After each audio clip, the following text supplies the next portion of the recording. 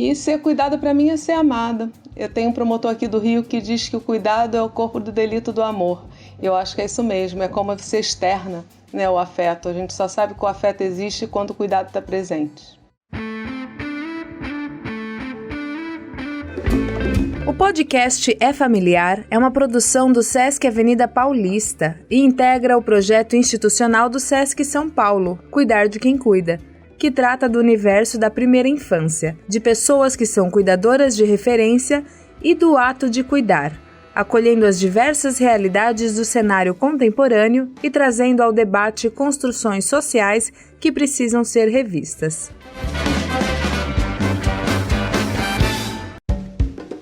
Toda família faz planejamentos e cultiva sonhos. Algumas delas vivenciam parentalidades homotransafetivas, seja porque se formam a partir da união de pessoas LGBTI+, ou, na maioria dos casos, são famílias de matriz heteroafetiva cujos filhos são LGBTI+.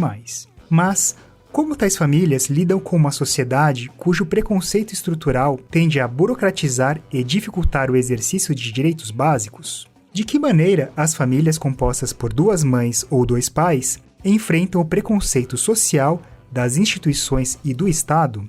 Como ser aliado nesta luta? Será que todas essas perguntas já foram abordadas com a atenção que merecem? Talvez não consigamos respondê-las por completo, mas nossa ideia hoje é evocar questões e evidenciar que é preciso muito mais espaço para se falar sobre o assunto.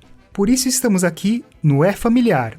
Eu sou Fernando, educador da equipe infanto-juvenil do Sesc Avenida Paulista, e ao lado da Lalá estaremos juntos nesse podcast.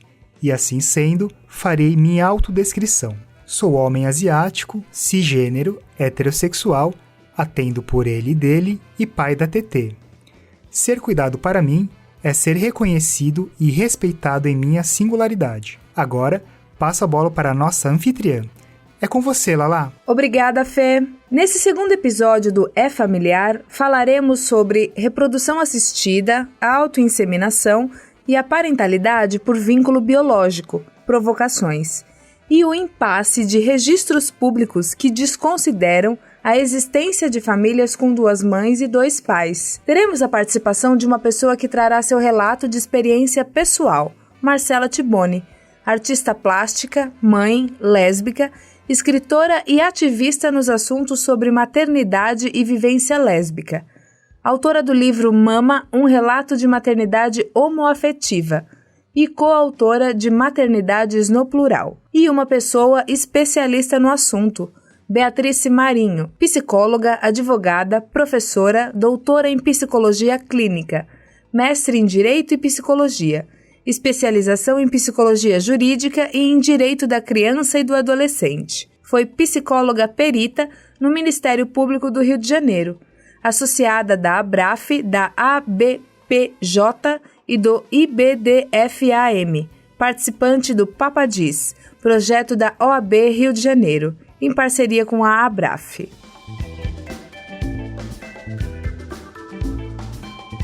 Olá, famílias! Eu sou a Laís Bin e serei anfitriã dos 4 episódios que integram esse projeto. Eu inicio esse episódio agradecendo a todas, todos e a todes que estão ouvindo e participando. E eu vou me autodescrever. Sou uma mulher cisgênero, bissexual, mãe da criança Ioiô, sou branca, tenho olhos azuis, cabelos compridos loiros e rosa nas pontas, e estou em São Paulo, muito feliz pelas apresentações e interlocuções desse podcast que é familiar, como educadora de atividades infanto-juvenis do Sesc Avenida Paulista, e o meu pronome é ela e dela. Convido agora Beatrice Marinho a se autodescrever. Bem-vinda! Obrigada, Laís. Meu nome é Beatrice Marinho Paulo. Eu sou uma mulher cis. Eu vivo atualmente uma relação homoafetiva. Eu não gosto desse rótulo, porque a gente nunca sabe o dia de amanhã. Mas respondo pelo pronome no feminino, ela, né? Eu sou morena, tenho o cabelo mais ou menos na altura dos ombros, lisos. Eu estou vestindo agora um blazer vermelho, tenho os olhos castanhos. Eu sou do Rio de Janeiro, sou psicóloga, também sou formada em Direito. trabalho no Ministério Público, hoje em dia na Escola de Governo do Ministério Público, mas também auxilio na ABRAF, que é a Associação Brasileira de Famílias Homotransafetivas, e no Grupo Papadis, que é um grupo que é uma parceria da OAB do Rio de Janeiro com a ABRAF para acolher parentes, familiares de LGBTIs. Eu sou mãe da Cláudia e da Cecília, que são frutos de inseminação artificial, de FIV, e ser cuidada para mim é ser amada. Eu tenho um promotor aqui do Rio que diz que o cuidado é o corpo do delito do amor. Eu acho que é isso mesmo, é como você externa, né, o afeto. A gente só sabe que o afeto existe quando o cuidado está presente. Convido agora Marcela Tiboni a se autodescrever. Bem-vinda, Marcela. Primeiro, obrigado pelo convite, um prazer estar aqui com vocês. Eu sou a Marcela Tiboni, sou uma mulher lésbica, uso os pronomes ela e dela. Sou uma mulher de 1,65 m de altura, tenho cabelo castanho até o ombro, liso. Sou de São Paulo e, nesse momento, estou dentro do meu escritório, que é também o quartinho da bagunça dos meus filhos gêmeos, então é uma mistura de organização e bagunça. Sou mãe, junto de outra mãe, dos gêmeos Bernardo e Yolanda, de 3 anos, e acho que ser cuidada por mim é uma mistura de muita diversão e um pequeno caos particular. Quando um casal composto por um homem e uma mulher cisgêneros e heterossexuais se expõe à possibilidade ou decide engravidar para se tornarem pai e mãe, diversas garantias nos âmbitos médico, político, econômico e jurídico acolhem e naturalizam o exercício pleno de sua parentalidade. Em 2011, o STF firmou o entendimento de que as uniões homoafetivas devem ser compreendidas como entidade familiar. Era, então, razoável supor que, a partir daí, toda a estrutura do Estado se adaptaria para acolher a diversidade de famílias. Porém, o que se constata uma década depois é que, na prática, pouco foi feito em matéria administrativa, pelo Poder Executivo, e nada foi feito em matéria legal, pelo Poder Legislativo. Diversas legislaturas passaram pelo Congresso Nacional e nenhum projeto de lei a favor da diversidade familiar foi sequer apreciado. O cenário político tradicionalmente conservador e desfavorável às pautas da diversidade, somado à falta de acesso à informação, parecem cooperar para a inadequação das estruturas do Estado, afetando diretamente o exercício de direitos básicos pelas famílias LGBTI+. Os desafios são grandes, a começar pelo planejamento familiar, desde a definição da matriz biológica ou afetiva, quanto da escolha dos métodos reprodutivos e os registros civis da prole. Vamos saber um pouco mais e, em seguida, ouviremos nossas convidadas. No quadro Sopa de Letrinhas de hoje, apresentaremos alguns métodos de reprodução assistida disponíveis no Brasil. Afinal, Fernando, o que é reprodução assistida?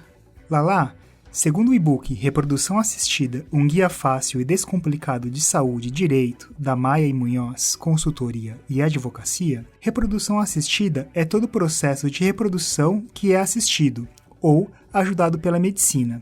Lá, conta pra gente quais são os principais métodos de reprodução assistida que existem. Com certeza, são esses. Inseminação intrauterina artificial. É uma técnica que processa os espermatozoides, o sêmen, em laboratório previamente à introdução no trato genital feminino, que pode ocorrer na vagina, no canal cervical ou no útero. Fertilização in vitro, FIV, é uma técnica mais complexa que promove a união, em ambiente laboratorial, do óvulo ao espermatozoide. Os embriões formados são cultivados, selecionados e introduzidos no útero. Doação de óvulos. Pode ser feita por uma pessoa que ovule, que também está em tratamento e compartilha os óvulos excedentes com outra pessoa que irá gestar. A pessoa receptora faz o uso de medicamentos que preparam seu útero para receber o embrião. A fecundação ocorre in vitro com os espermatozoides da pessoa parceira e possui uma taxa de sucesso semelhante à obtida com FIV. No Brasil, temos um método bem particular que é a barriga solidária ou útero de substituição. Conta pra gente como funciona, Fê. Na barriga solidária ou útero de substituição, as doadoras temporárias devem ter parentesco consanguíneo de até 4º grau com um dos membros do casal, hétero ou homoafetivo. Caso esse critério de parentesco não seja atendido, é necessário solicitar uma autorização especial ao Conselho Regional de Medicina. A adoção temporária do útero não poderá ter caráter lucrativo ou comercial, nem qualquer tipo de repasse financeiro, como custeio de benefícios à doadora.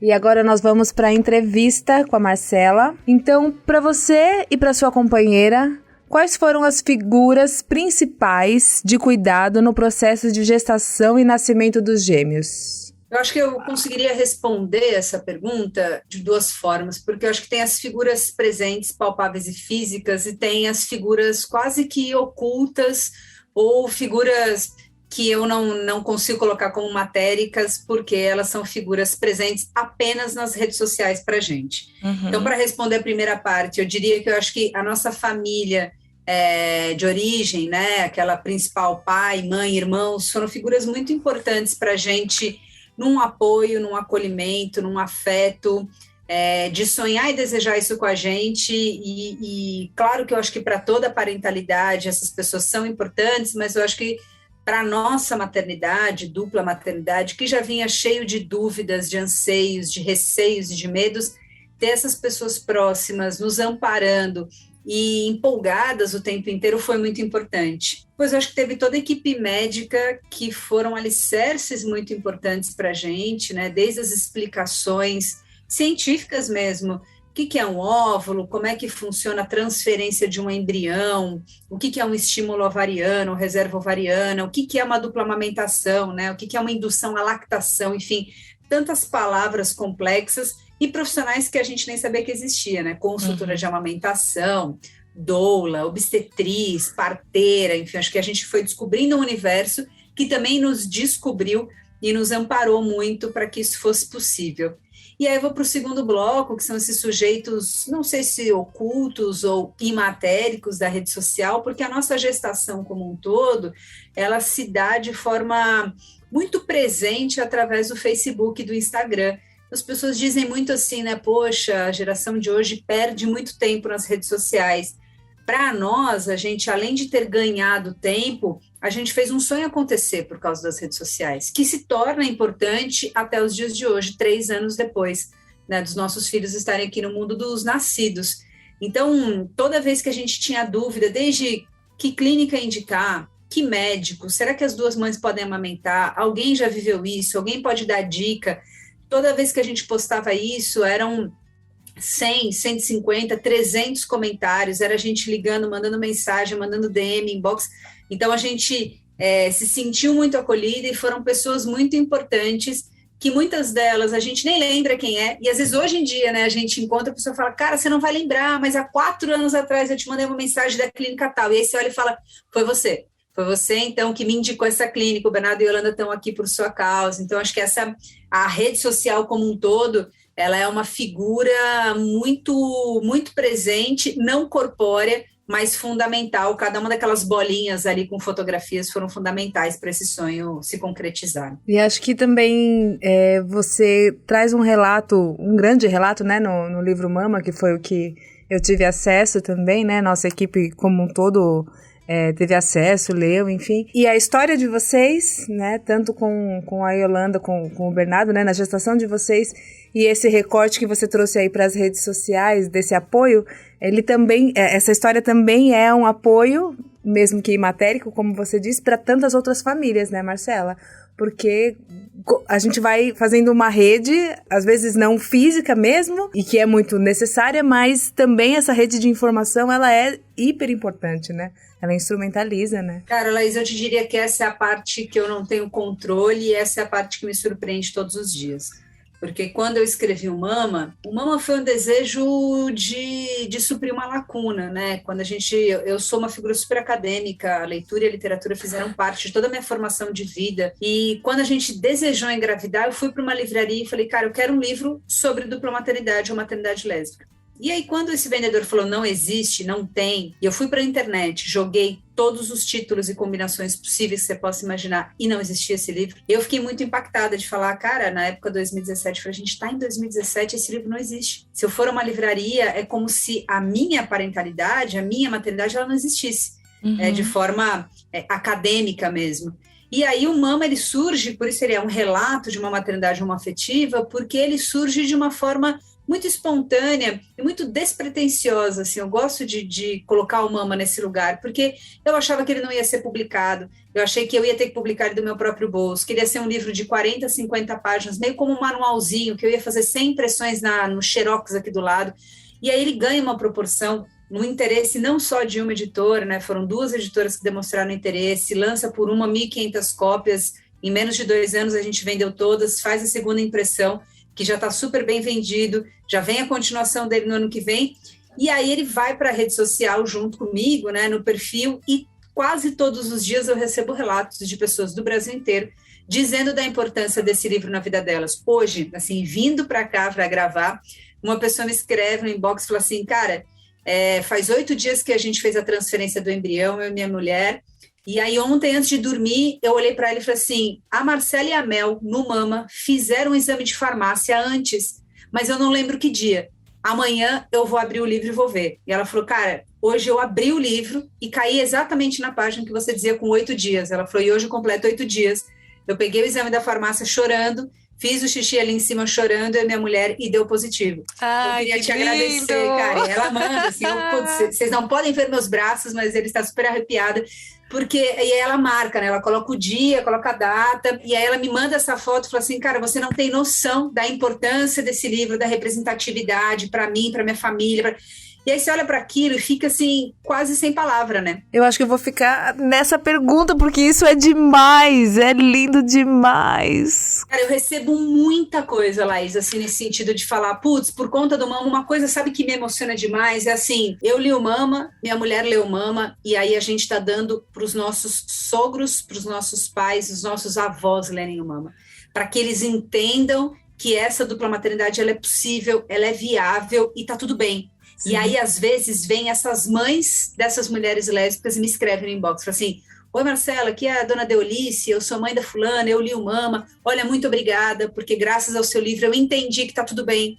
eu entendi que não tem problema. E aí eu conversei com o Vasco, que é meu marido, e aí ele falou, e não sei o que, cara, eu vou chegando um monte de história que você olha e fala, cara, como que isso foi possível, né? Como que as pessoas ousam dizer que o Instagram é uma perda de tempo? O Instagram é, hoje, a possibilidade da minha família existir num mundo mais justo e acolhedor, porque não é só a bolha, não são só mães e mulheres lésbicas, bissexuais e trans que a gente convive. A gente está quebrando e falando com padrinho, madrinha, tio, vovó, bisavó, de pessoas que estão ali nesse mundo talvez mais tradicional e tendo que olhar para esse mundo, né, hoje mais plural e mais diverso com naturalidade. A gente vai tirando esses preconceitos do caminho, vai abrindo esses olhares, né?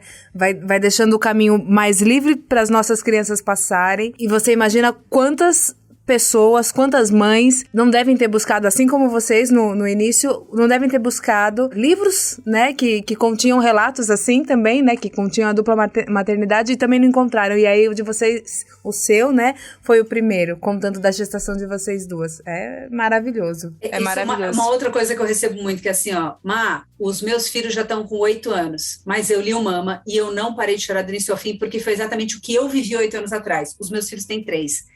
Então, quer dizer, meu livro não está atingindo só as pessoas que hoje, né, querem engravidar, mas pessoas que hoje se sentem representadas por um livro. Isso é tão simbólico, mas também é tão triste, né? Olhar para hoje e falar, cara, essas prateleiras têm 3 livros, 2 são meus e outro da Bruna Timóteo. É muito pouco, né? Porque se eu for pegar adestramento de cães, tem mais de 80 e dupla maternidade tem 3.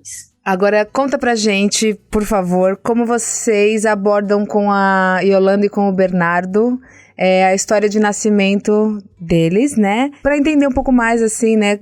Como vocês reagiriam caso eles perguntassem ou esboçassem o desejo de conhecer sobre toda a origem biológica. Eu dizia assim para a Mel, quando a gente queria, né, ter filhos, eu falava, a gente vai precisar fazer terapia, porque tem muitas questões aí que são questões nossas, que a gente precisa ter muito clara, e questões da sociedade, que para a sociedade ficar claro, eu acho que a gente precisa estar muito forte.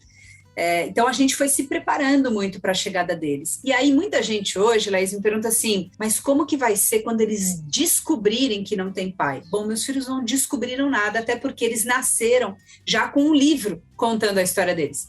Então, meus filhos sabem, desde que chegaram a esse mundo, que eles têm 2 mães e eles não têm pai. Então, isso é muito comum. A gente foi outro dia no sacolão e aí na fila ali do caixa, a gente chegou no caixa e a caixa conversando com a Yolanda e eu falei pra Ioiô assim, falei, filha, conta pra ela quantas mamães você tem. Aí a Yolanda tava dançando, aí ela olhou pra moça e falou assim, eu tenho 5. E aí eu dei risada e falei, cara, você já tá me trollando. Daí a Ioiô falou assim, não, eu tenho 2 mamães, nenhum papai. É a mamãe Cela e a mamãe Mel. Elas são maneira. E aí pegou a manga, já olhou pra melancia, assim. Então, a naturalidade com que eles falam, com que eles entendem a dupla maternidade e a ausência de um pai, que na nossa vida não é a ausência de um pai, né? Não falta nada na vida dos meus filhos. Eles têm 2 cuidadores, como muitas famílias têm. Eles poderiam ter 3, eles poderiam ter 1, eles poderiam ter 5 cuidadores, e no caso eles têm 2, e são 2 mulheres. Aí a gente entra numa outra questão, que é a palavra pai. Então, isso eu relato agora na continuação do Mama, faz uns 5 ou 6 meses, eles têm brincado muito juntos, desde 2 anos, assim, aí quando eles tinham 2 anos e meio, eles brincando, e aí, de repente, eu não estava prestando muita atenção, eu estava brincando de médico, maletinha, e aí o Bernardo abriu e entregou um objeto para a Yolanda, e a Yolanda falou assim, obrigada, papaizinho. E aí eu, levantei o radar, assim, falei, o que eles estão brincando? Obrigada, papaizinho? Aí ele entregou alguma coisa para ela, e aí ele falou, obrigada, minha papaizinha. Aí eu falei, caraca, aí fiquei só investigando, assim, olhando, falei, o que é isso, né? E aí eles ficaram um tempão brincando de meu papaizinho, minha papaizinha. Quando terminou, a gente foi ver uma TV, foi jantar e tal, e aí eu abordei o assunto. Falei, vocês estavam brincando de papaizinho, de papaizinha. E aí eles rindo e falando assim, porque que nem o Thier lá da escola, ele tem um papai. Eu falei, é verdade, muitas famílias têm papai, não sei o quê. Mamãe, sabia que o papai de não sei quem é separado, não mora mais junto? É mesmo, olha só, filhos, tem famílias, né, que os pais se separaram, mas que têm muito amor pela criança. E para eles, quando eles brincavam de meu papai, não era uma falta do pai, era a descoberta de um personagem. Cara, olha que forte, que bonito, meus filhos aos 2 anos e meio, entendendo que eles podem brincar do que eles quiserem, inclusive de serem pai, né, que não tem aqui em casa, porque eles estavam brincando no dia seguinte de ser pirata. E a descoberta do personagem pirata, que também não existe na nossa sociedade, é tão lúdico, tão importante, tão bonito de ser vivenciado no corpo e no dia a dia na família, quanto brincar, sei lá, de ser bombeiro. Então, para a gente, aquilo não foi um choque. Eu só, na verdade, liguei o radar para entender de onde vinha isso. E aí, um mês depois, um dia o Bernardo falou assim, mamãe, você tem papai? Eu falei, eu tenho, filho. O seu papai é o meu vovô. Aí eu falei, é isso mesmo. Aí ele passou um tempinho e falou assim, mamãe, eu sou papai. Aí eu falei, você é um papai? Sim, eu sou menino, e aí eu sou papai. Falei, você por enquanto ainda se reconhece no gênero masculino, pode ser que um dia não. Então, por isso ele falou, não, eu vou ser menino e você papai. Então, para nós, a figura, porque para mim é uma figura, assim como figura de mãe, né, não tem nada a ver com biologia ou com genética, que é o meu caso, eu fui construindo esse papel do ser mãe, é a mesma coisa da construção do processo de um pai. Então, eles entendem que na sociedade muitas famílias têm pai presente, muitas famílias têm pai ausente, muitas famílias têm pais separados, têm 2 mães. Hoje a gente estava na padaria e aí veio uma amiga nossa, que tem também casada com uma mulher e um filho, e chegou ali, a gente nem sabia, e eu falei, olha, o Raul. Ela falou, mamãe, o Raul tem 2 mamães, que nem eu. Falei, verdade. E pronto, foi brincar.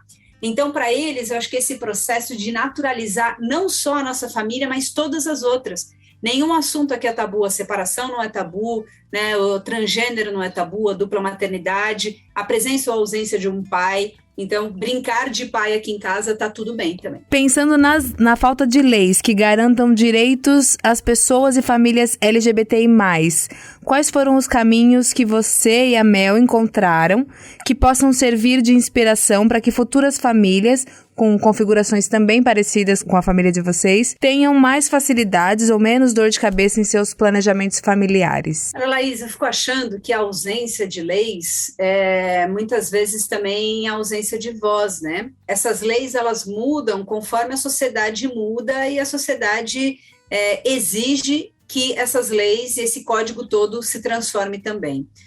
A gente entendeu isso muito rápido, a gente entendeu que, cara, a gente é um agente de transformação, inclusive das políticas públicas, né? Essas leis vão mudar conforme a gente for mudando a sociedade, mudando o nosso pensamento dos meus pais, do meu vizinho, isso tudo fortalece para que a sociedade se transforme, inclusive, nessa configuração de códigos de leis. Para nós, eu digo sempre assim que, em resumo, a gente teve 5 grandes batalhas, né? A primeira foi quando a diretora do hospital não queria que eu amamentasse dentro do hospital, dizendo que era uma amamentação cruzada, que é quando uma mulher amamenta o filho de outra mulher, ou seja, ali ela está me dizendo, seus filhos já têm uma mãe que não é você, portanto não faz sentido você amamentar essas crianças. A segunda batalha foi quando a gente foi tirar a declaração de nascido vivo, que é um documento que vem já impresso do Ministério da Saúde, que não pode ser rasurado, e ali tem pai e mãe. E aí, meus filhos com 48 horas de vida, esse cara vem preencher esse documento dentro do quarto do hospital e pergunta qual das duas quer ser o pai. É uma violência que ele não tem nem noção. Absurda. Eu entendo que ele estava perguntando ali, gaguejando e falando, nossa, olha, mas eu não tenho o que fazer, eu não consigo. Então, isso transcende o desejo de uma pessoa que está ali na minha frente, que obviamente é aquela que vai me ver chorar, é aquela que talvez receba as brigas, as discussões, e que não vai poder levar isso para cima, porque a gente está falando de uma instituição que não tem rosto, né, o Ministério da Saúde. Quando eu fui registrar os meus filhos, né, e toda a documentação que eu tive que levar para que isso acontecesse, quando eu fui tirar o RG deles, e na tela do computador estava escrito pai e mãe, mesmo o RG já saindo com a palavra filiação. Então, você tem uma dicotomia entre o documento impresso, que é o documento correto, e o sistema do governo de São Paulo, né, a gente fez um poupa-tempo, que ainda está escrito pai e mãe, e essas duas pessoas, que atendentes do poupa-tempo, completamente perdidas sobre onde colocar os nossos nomes. E a última batalha, que essa vai finalizar talvez daqui uma década, que é contra a Receita Federal, quando o ano passado, faz exatamente 1 ano, eu digitei os dados dos meus filhos pelo computador, e quando eu digito o código nome da mãe do Bernardo da Yolanda e coloco o meu nome, eu caio numa tela dizendo Marcela não corresponde com o nome da mãe do Bernardo. E quando eu coloco o nome da Mel, aí eu tenho acesso ao documento dos meus filhos. Essa talvez tenha sido a batalha mais intensa para mim, porque a Receita Federal é o maior banco de dados do país. Né, é o banco de dados usado para tudo, pelo TRE, pelo TSE, pelo Enem, enfim, universidades, todo mundo usa o banco da Receita. E para a Receita Federal, eu não sou nada dos meus filhos, eu não sou mãe, eu não sou pai, eu nem existo. E aí, quando a gente faz essa pergunta para a Receita, ela não responde. Eu falo, o que eu sou dos meus filhos? Não tem uma resposta. E aí, de novo, o Instagram é um agente muito importante, porque o que era para ser só um desabafo vira uma viralização com mais de 50 mil compartilhamentos, um abaixo-assinado com mais de 60 mil assinaturas, e a semana passada, uma liga de advogados da UERJ, né, liderados pelo Daniel Sarmento, que é um dos maiores juristas do Brasil, entra com uma ação no STF, solicitando não só a mudança da Receita Federal, mas de todos os órgãos públicos que ainda usam a palavra pai e mãe, substituindo por filiação. Nesse momento, eu percebo que em 2021, eu que não sou afiliada a nenhum partido, não tenho nenhum cargo público ou político, eu posso ser uma agente de transformação. Então, em resumo, o que eu te diria é que hoje, estar presente no meu livro, estar presente dentro do Instagram como uma figura que tem uma voz, né, uma capacidade de fala, de comunicação, escuta e diálogo, é um processo também de transformação das políticas públicas e dos pensamentos pessoais de cada uma dessas famílias que me seguem, que conversam comigo, que me mandam mensagem, que me pedem ajuda. Então, acho que a gente tem também que tirar a ideia da política como algo distante, impalpável e trazer para a gente. É possível que a gente seja esse agente de transformação e de presença sem precisar ser um vereador, por exemplo. Essa mobilização em si, ela é muito fortalecedora, né? Em diversos âmbitos, para quem ouve, para quem se instrumentaliza, para quem se fortalece, a gente vai criando uma consciência dos direitos, das necessidades e que a gente existe sim, né? Porque é o que você disse, eu não, em nenhum momento ali eu tenho nenhuma relação com os meus filhos, como assim? Eu tenho que ficar provando que eu tenho essa relação com os meus filhos, que eu sou mãe sim, que eu faço parte, como assim eu tenho que ficar provando? E essa mobilização que você faz, que você está à frente, acho que ela alavanca muitas famílias também, Marcela. Então, eu te agradeço por isso, porque acho que é um papel de educadora que você faz também, como pessoa, como ativista e como educadora.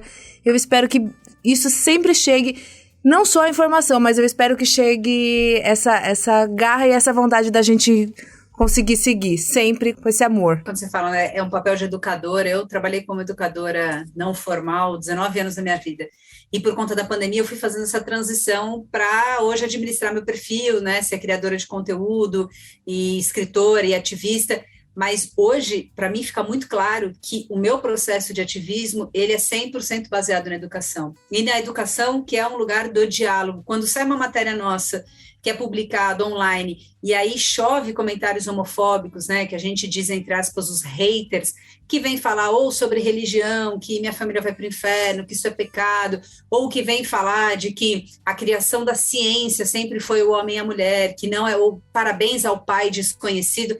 E aí aquilo, em vez de me atingir, ele é um espaço que me abre para encontrar esses outros olhares, esses outros pensamentos e tentar construir junto um pensamento que possa, de alguma forma, mesmo divergindo, porque eu não acho que a gente tem que convergir os pensamentos, senão isso não se faz, né, dentro de uma sociedade, mas a gente tem que, de alguma forma, entender o outro e que o outro tem um processo de escuta. Então, acho que no Instagram você fala o que você quiser, mas você também escuta, às vezes, aquilo que você não quer. Eu vou respondendo um a um, tudo que me é escrito pela minha família, eu vou devolver. E muitas vezes, lá, as pessoas falam, por que você perde tempo com isso? Eu falo, cara, porque muitas vezes o meu DM é invadido por essas pessoas falando assim, não, mas isso não faz sentido. E aí você vai, depois de meia hora fala assim, eu nunca tinha pensado nisso. Então, porque aí a gente vai, enfim, pesquisando, né, entendendo. Quando vem sobre religião, eu falo assim, olha, mas você está dizendo que eu não sou mãe dos meus filhos, que eu sou uma mãe de consideração, mas e José?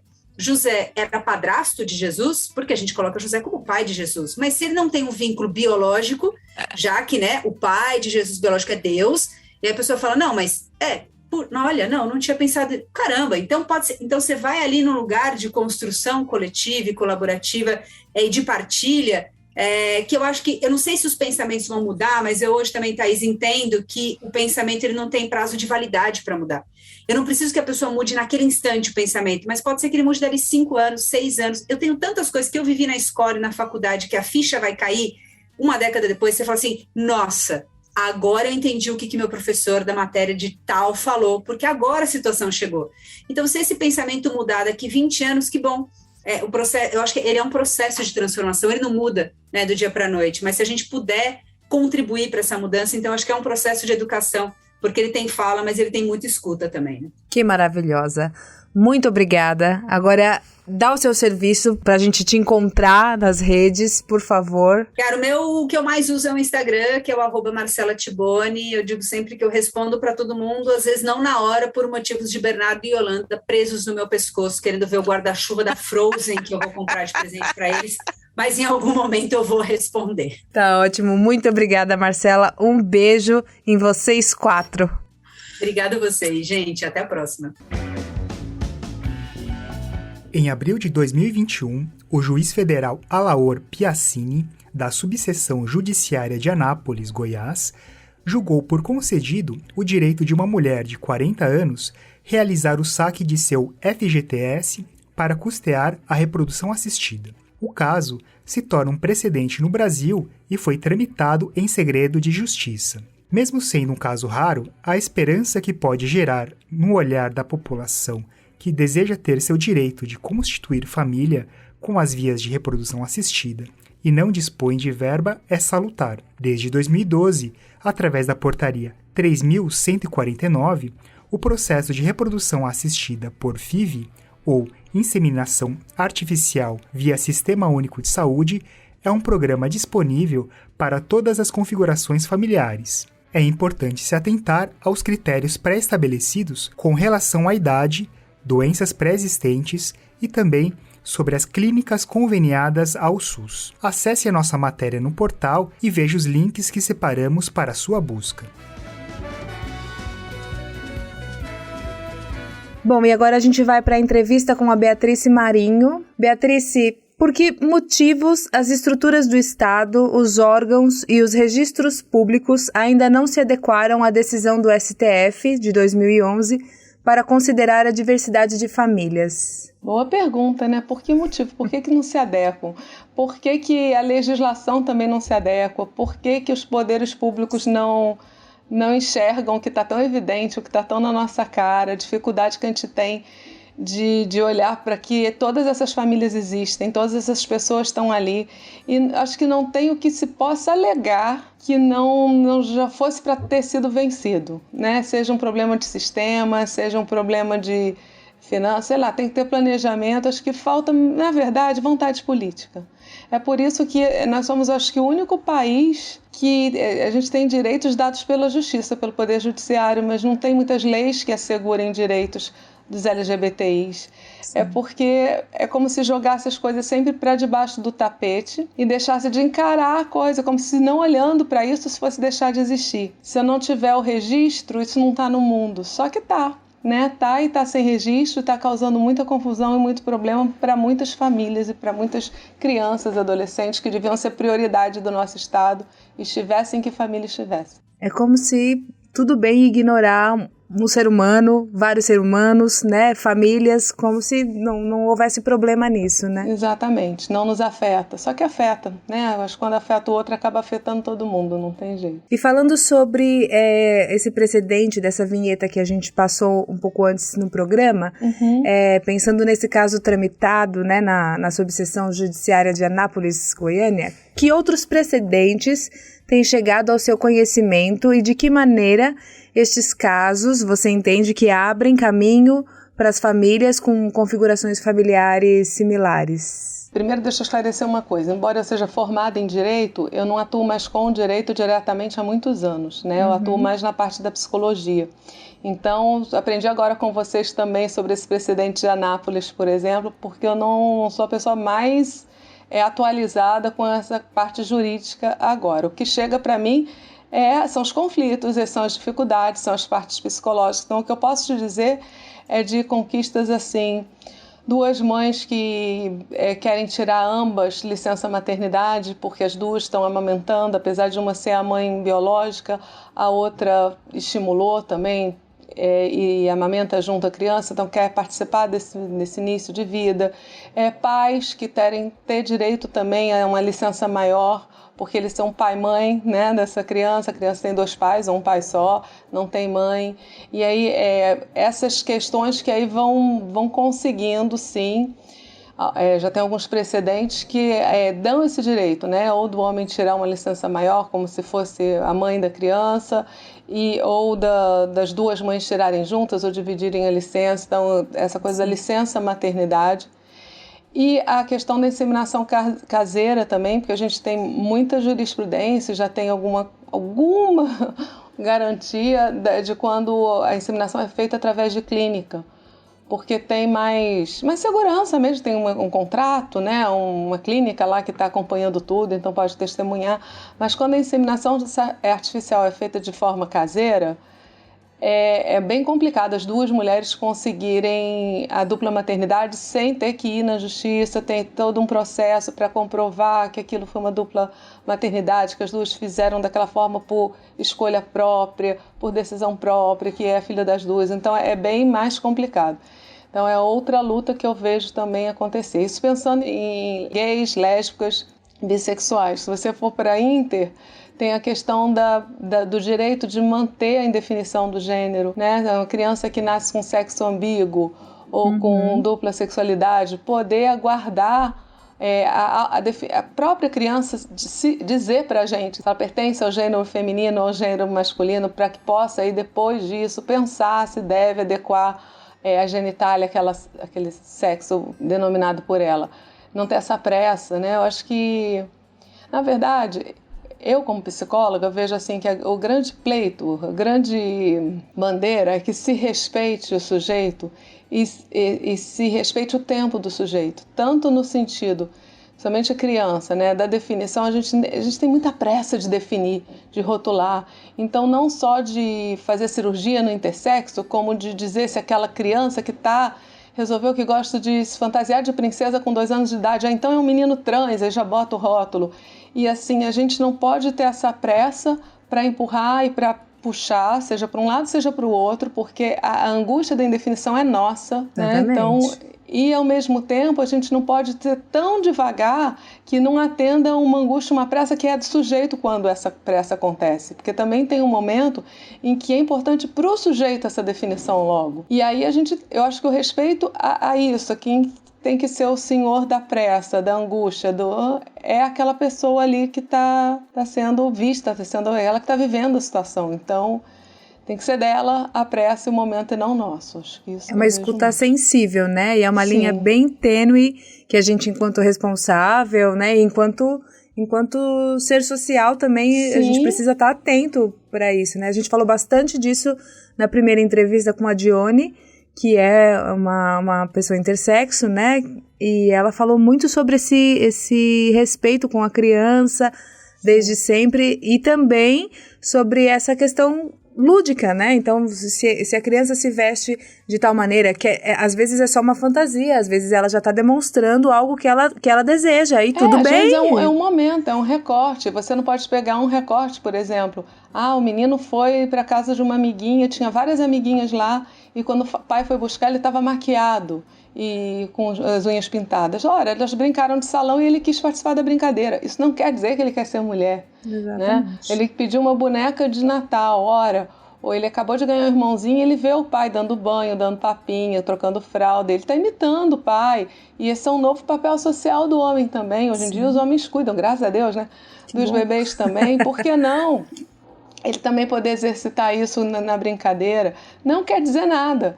Né? Agora a gente nem tem que rotular e empurrar, nem falar não, pelo amor de Deus, e negar. A gente tem que respirar, ter paciência e acolher o que a pessoa vai trazer sobre ela mesma, né? É natural que escolha uma fantasia cheia de brilho. Não é porque é da princesa ele quer ser mulher, entende? É porque aqueles brilhos encantam a criança. E no outro momento ele pode querer ser o herói. Ou a menina quer botar uma de herói e brincar de espada, e no outro dia dirigir o carrinho, mas ao mesmo tempo, quando vai brincar de papai e mamãe, ela quer ser a princesa do castelo. A criança está no momento de experimentar, de experienciar. Isso é lindo. Não é a gente que tem que ficar rotulando, nem forçando. A gente tem que ter garantia de poder ser o que a gente quiser, né? Com certeza. É isso. E você trouxe ainda um pouco das questões familiares. Eu consultei bastante, assim, né, os seus trabalhos, li e ouvi, na verdade, seus vídeos sobre alienação parental. E na nossa primeira entrevista, a gente teve um caso que falou um pouco sobre uma questão de alienação parental, e eu gostaria de fazer um recorte para as nossas famílias homoafetivas e homotransafetivas. Eu gostaria de saber se esse recorte de alienação parental, não necessariamente do núcleo familiar dentro de casa, mas às vezes do núcleo familiar mais próximo, se isso existe, quer dizer, existe, mas como chega isso para você, né? Como tem chegado isso? Há algum tempo atrás, uns 4 anos, eu cheguei a falar assim, gente, eu acho que quando é uma família homoafetiva, assim, entre pai e mãe, os dois sendo homoafetivos, não tem alienação, porque eu não tinha um caso. Mas aí começaram a aparecer alguns, especialmente quando não tem o registro. Olha a importância do registro, né? 2 mulheres têm um filho juntas, resolvem, formam uma família, ou 2 homens. Eu estou contando de 2 mulheres, foi o caso que eu me lembrei, eram 2 mulheres, né? E elas criam um filho juntas, só que só está registrado o nome de uma, pela dificuldade que a gente encontra para isso. Hoje em dia até é mais fácil o registro, mas naquela época era bem difícil. E aí uma hora elas se separam e a mãe, que é a mãe registral, resolve dizer que a outra não é nada na vida da criança. E tira a criança da vida dela. Isso é alienação parental e que é difícil de provar que porque não tem um registro dizendo que aquela pessoa é mãe da criança. A criança não foi nem ensinada a chamá-la de mãe, porque muitas vezes escondem, né, socialmente falando. Então é muito doído.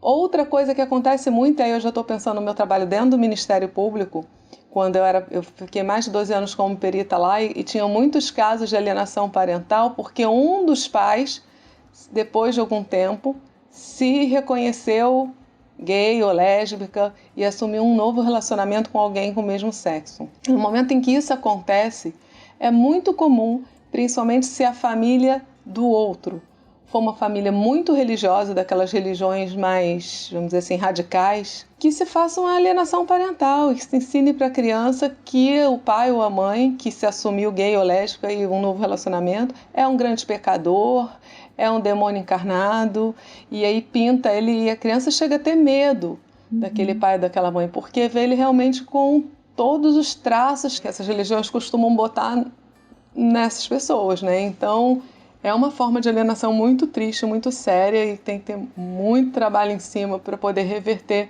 esse olhar do filho, que é criado já com essa visão, né? Sim. E às vezes tinha um bom relacionamento com o pai ou com a mãe antes, mas aí junta também a mágoa, porque se sente abandonado, a culpa o outro por ter destruído aquela família ideal que ele achava que tinha, e ainda dizem para ele o tempo todo que ele é um pecador, que ele faz as coisas erradas. Então a criança, coitada, fica em muito sofrimento e com isso tem sérios problemas, com certeza, né, depois, decorrentes disso. E agora, para finalizar, nessa confluência entre as áreas jurídica e da psicologia, você entende que há relações entre a negligência aos direitos e a saúde mental de pessoas e famílias LGBTI+, em particular, nesses exercícios iniciais da parentalidade, como a gestação e a primeira infância? Com certeza, né? Eu vou te dizer mais, toda vez que a negligência tem uma associação com saúde mental, não tem como ser diferente, né? Em qualquer caso. Então, às vezes, você pega determinada categoria e fala assim, essa categoria tem muitas comorbidades, tem muitas questões de saúde mental, E não é pela categoria em si, mas é que tipo de cuidado ou de descuidado essa categoria sofre. Sim. Que tipo de experiência ela vem acumulando historicamente, como tem sido a vida dessas pessoas.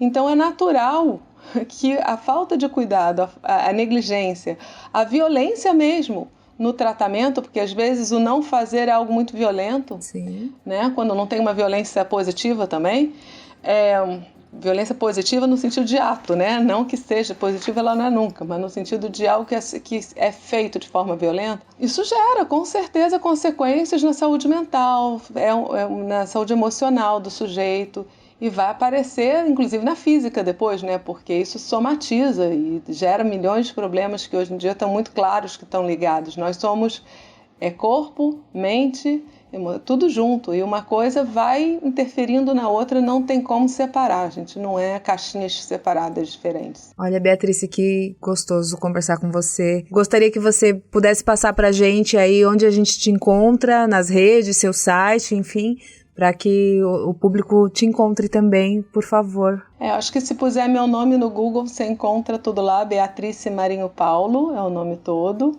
Além disso, eu estou no Instagram, estou no YouTube, no Facebook, mas confesso que eu não sou muito assídua nas redes, não. Eu sou mais, eu vejo mais do que publico, mas estou lá e qualquer coisa podem entrar em contato comigo através do Message, de mensagens nesses veículos que a gente se fala. Mas se quiserem também posso passar meu e-mail, que é o meu nome todo, beatricemarinhopaulo@gmail.com.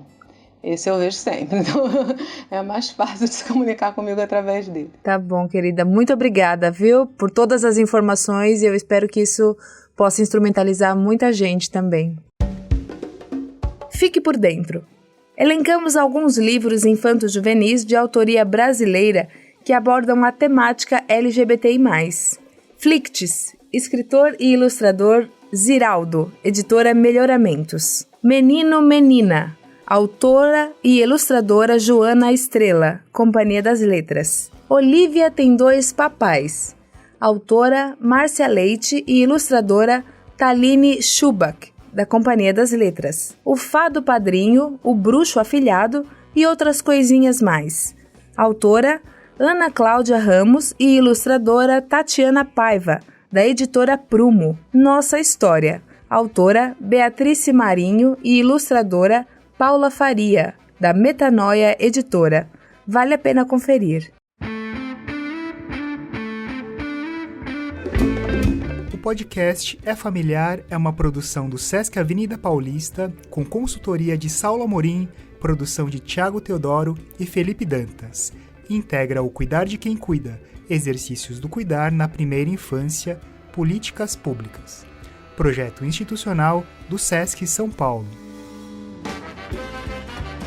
Encerramos o episódio 2 por aqui. Esperamos que, além da informação, o direito chegue a todas as famílias que, com suas diversas características e desejos, tenham seus caminhos respeitados. No portal do SESC, você poderá acessar a matéria do podcast É Familiar, que contém as pesquisas e os links dos assuntos que trouxemos desde o primeiro episódio, além da transcrição completa do áudio de nossas entrevistas. Acesse em sescsp.org.br e fiquem ligados no episódio 3, onde falaremos sobre adoção legal via processo judicial em contraponto à cultura da naturalização do tráfico de crianças, entregas ilegais. Esperamos você nesse podcast que é familiar.